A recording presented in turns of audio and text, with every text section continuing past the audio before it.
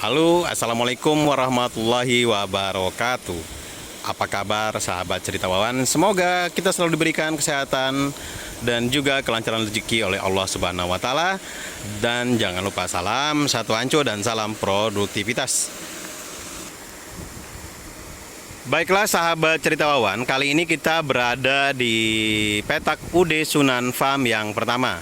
Nah, untuk petak besar ini saat ini saya sedang melakukan persiapan atau air persiapan. Kemarin kita sudah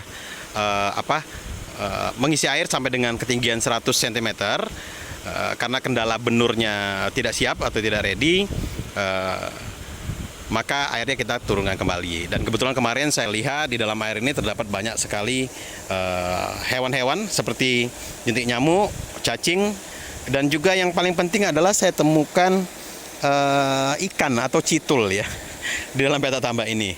Oleh sebab itu pada hari ini saya berikan saponin agar ikan-ikan atau yang berdarah merah yang akan mengganggu jalannya budidaya ini mati. Tetapi untuk pemberian aplikasi saponin tadi saya berikan sekitar 40 kilo ya untuk petak tambak 1000 dengan ketinggian air 60 cm.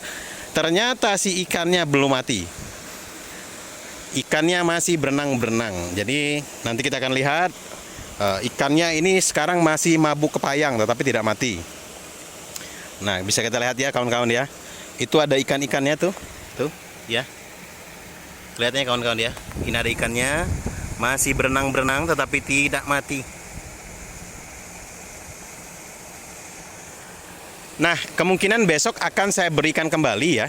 Mungkin sekitar 40 kilo saponin agar benar-benar ikan atau citulnya ini mati. Kalau sebutan untuk di Banyuwangi adalah citul. Nah, hewan ini atau ikan ini sebenarnya tidak akan memakan benur. Kenapa ini harus dibunuh? Karena pada saat berjalannya budidaya nanti dia yang akan menghabiskan pakan. Jadi jangan salah kawan-kawan. Saya membunuh ikan ini, ikan tidak akan memakan benur, tetapi ikan akan memakan makanan udang atau pakan kita. Itu akan mengakibatkan kita nanti bisa loss SR atau bukan loss SR, FCR-nya menjadi bengkak dan akan mengakibatkan kerugian dikarenakan yang memakan pakan bukan hanya udang tetapi juga citul. Nah, seperti ini kawan-kawan, ini bisa lihat ya, banyak sekali ini.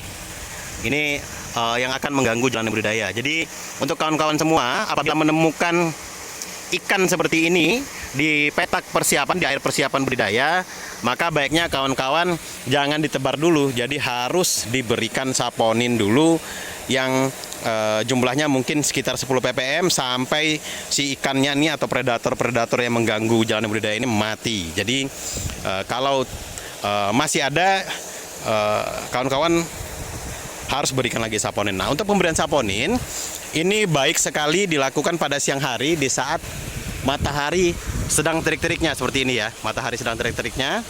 Nah, jadi agar si saponin ini bekerja dengan baik.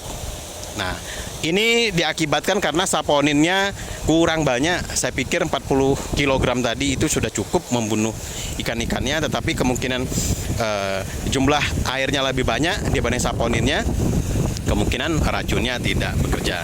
Nah, baiklah kawan-kawan,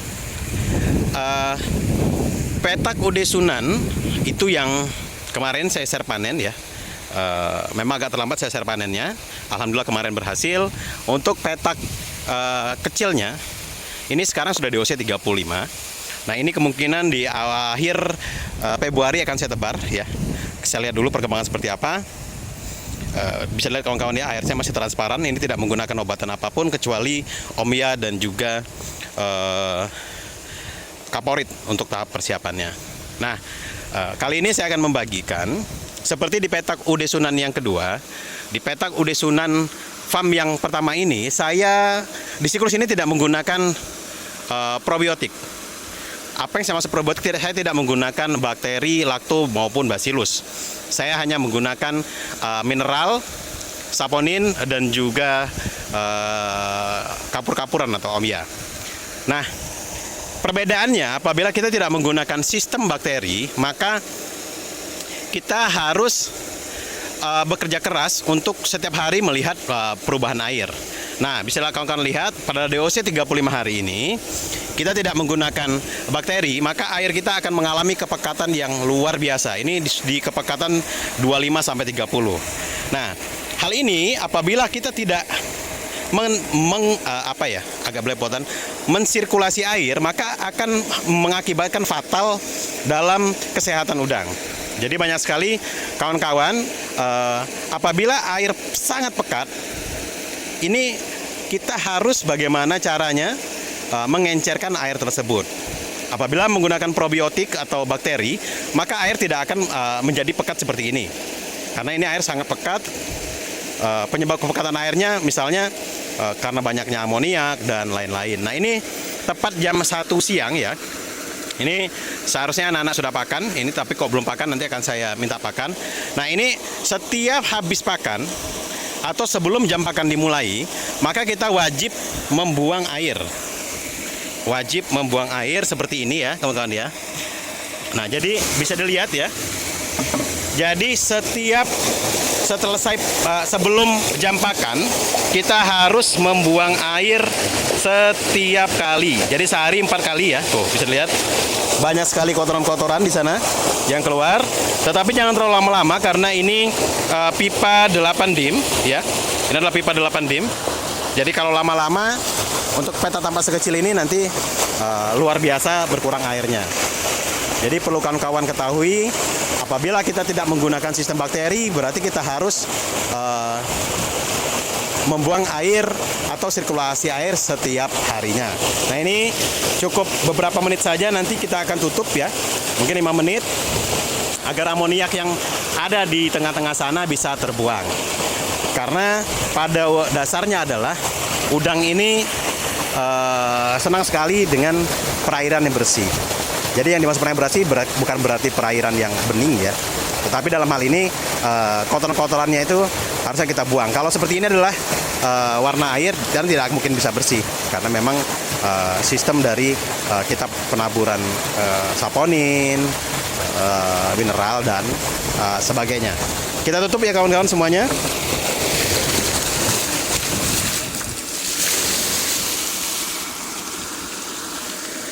Nah, pada pembahasan kali ini saya akan membahas sebenarnya untuk penggunaan bakteri lakto dan juga bacillus sebenarnya itu untuk mempermudah budidaya. Karena sistem kerja dari bakteri adalah mengurai dari sisa-sisa amoniak kotoran. Jadi apabila kawan-kawan tidak menggunakan sistem bakteri, apakah bisa berjalan budidaya? Jawabannya bisa. Tetapi memang kita harus lebih kerja keras dibanding menggunakan bakteri. Seperti saya ini, sampai dengan DOC 35 hari, saya tidak sama sekali menggunakan bakteri. Tetapi ingat kawan-kawan, bukan berarti saya tidak menggunakan obat-obatan yang lainnya. Pada siklus ini saya lebih pemakaiannya ke mineral. Jadi setiap hari saya berikan mineral sebanyak 1 kilo sampai 2 kilo untuk petak 500. Bukan untuk petak 500, untuk petak 250. Nah, jadi seperti kapur, molas dan juga saponin tetap saya berikan. Yang tidak saya berikan hanyalah bakteri. Ingat kawan-kawan ya. Ini seperti ini contohnya. Ini saponin ya. Ini bisa diberikan 2 hari sekali atau 3 hari sekali atau 1 hari sekali tergantung dari warna air. Ini molas tiap malam saya berikan. Nah, jadi aplikasi-aplikasi seperti ini selalu saya berikan, tetapi saya tidak menggunakan sistem bakteri. Bukan berarti tidak menggunakan obat-obatan lain, tetapi saya hanya tidak menggunakan sistem bakteri ya kawan-kawan ya. Saat ini sudah pakan 12 kilo dengan tebaran ini 80.000. Berarti berapa ya? 400 per meter. Bisa dilihat warna airnya, pekat sekali ya. Nah, nanti sebentar lagi saudara saya akan memberikan pakan. Nah, itu mus ya. Ini orang yang saya minta bantu untuk jaga malam ya. Anaknya berasal dari Labuhan Bajo. Nah, kemungkinan nanti kita akan buat di sini pos penjagaan ya, karena tiap malam kita harus jaga agar kondisinya bukan karena di sini tidak aman, tetapi ditakutkan apabila tidak dijaga malam nanti kemungkinan bisa mati listrik, tidak ketahuan. Nah ini mus, kemungkinan dia akan buat pos. Ini mudah-mudahan ini bisa menyerap ilmu berbudidaya nanti agar kedepannya beliau ini dan juga si Agung satu lagi sepupu saya bisa menjadi teknisi masa depan, menggantikan teknisi-teknisi yang sudah mungkin nanti pensiun ya. Karena pada dasarnya mereka ini tidak sekolah budidaya, termasuk saya pun, saya tidak berasal dari kuliah yang memang jurusannya budidaya. Saya sendiri basicnya adalah komputer, tetapi saya senang sekali berbudidaya atau berternak hewan-hewan. Jadi pada dasarnya apabila hobi dijadikan penghasilan itu sangat luar biasa. Nah kawan-kawan jangan lupa, anco tidak boleh selalu di bawah. Jadi banyak sekali saya temukan petambak-petambak di luar sana, anconya habis tidak habis selalu di bawah. Jadi kalau saya sistemnya apabila habis baru dinaikkan ke atas. Tujuannya yang pertama, apabila dinaikkan ke atas berarti anconya dicek. Yang kedua, bertujuan agar si anco ini tidak ditumbuhi lumut, karena bisa dilihat kawan-kawan ya, lihat di pelampung ngincernya itu lumutnya banyak sekali. Jadi ini kan selalu seperti baru, jadi bersih, dan juga pada saat mengangkat anconya juga tidak berat. Nah ini keadaan banyak sekali sisa-sisa pelampung karena pelampungnya bocor. Kebetulan saya kemarin ini beli pelampung second ya. Jadi apabila nanti bocor, ini kan banyak sekali yang bocor-bocor, ini nanti akan saya perbaiki dan saya tambal kemarin. Saya repair. Saya repair, nanti bisa dipakai. Kebetulan untuk apabila kita beli baru, biayanya mahal sekali. Nah itu,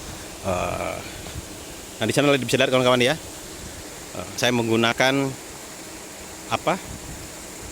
genset ya, 50.000 kVA. Ini sudah cukup. Jadi apabila ada kematian listrik, jadi saya tidak usah ragu lagi untuk apalah bahasanya. Jadi itu ada genset ya. Nah ini saya pakai blower ya sebenarnya kawan-kawan. Tapi ini tidak saya pakai. Kemarin saya pakai, tapi sepertinya lebih baik pakai paddle wheel atau kincir ya dibanding pakai blower. Jadi saya tidak menggunakan blower ini. Blower saya besar ini, bisa untuk 4-5 petak tambak. Nih besar kali. Oke, saya punya 1, 2, tetapi tidak saya pakai. Nah ini kebetulan jam 1, tapi kok belum saya lihat pakan ya. Harusnya sudah pakan.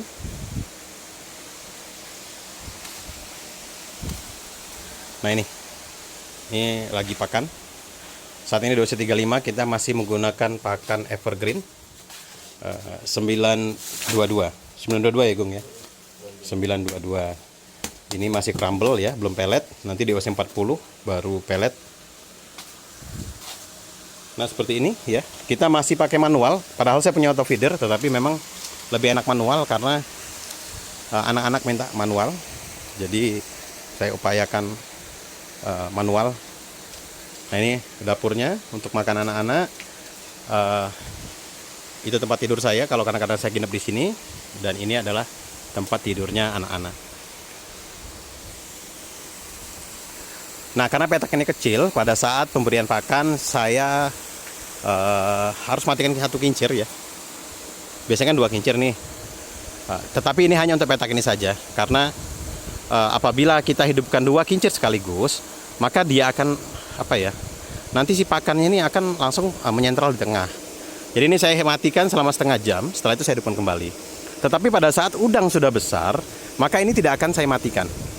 Karena apabila sudah dimatikan, karena ini densitasnya 400 per meter, maka nanti dia akan mengalami, dulu pernah sampai ngambang ya. Nah ini calon teknisi saya didik, saudara saya dari Lampung ya. Jadi basicnya beliau adalah SMA, tetapi nanti insya Allah kalau teliti dan juga memang baik, nanti bisa menggantikan saya untuk urus tambak. Nah ini saya pakai sendok, per sendok 10 gram tuh ya. Jadi selalu wajib untuk karena sekarang harus memang dicek per 2 jam. Nah ini tadi habis 1,5 jam, dan ini ditambah lagi pakannya. Nah untuk yang satu ini Mus, memang saat ini karena baru 1 petak tambak, jadi beliau ini ya bersih-bersih lah ya. Karena kalau hanya untuk 1 petak tambak ini saja, kemungkinan untuk orang tua terlalu santai. Jadi dia bersih-bersih atas kemauan sendiri, tidak saya suruh, karena kata dia kalau lama-lama duduk nanti pantatnya sampai sakit. Bikin apa Mus?